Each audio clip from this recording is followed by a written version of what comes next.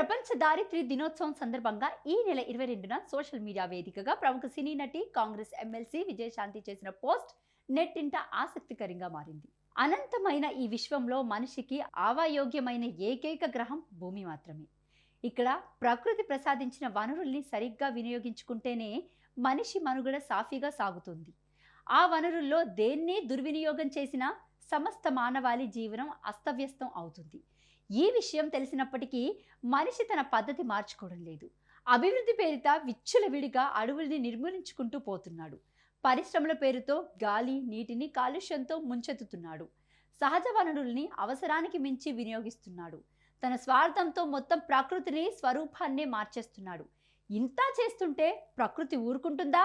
భూకంపాలు, సునామీలు, వరదలు, కరువులతో హెచ్చరికలు చేస్తూనే ఉంది. కొన్నిసార్లు వైరస్ల రూపంతోనూ విరుచుకుపడుతుంది.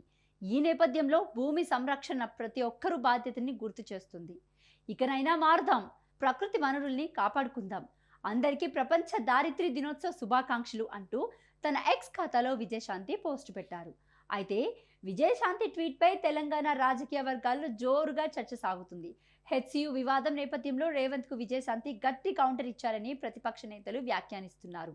పార్టీ ఇన్ఛార్జ్ కూడా హెచ్సియు భూములపై రియాక్ట్ కాగా ఇప్పుడు సొంత పార్టీ ఎమ్మెల్సీ కూడా రేవంత్ చర్యలు సరికావని ఇండైరెక్ట్ గా విమర్శిస్తున్నారని ఎద్దేవా చేస్తున్నారు.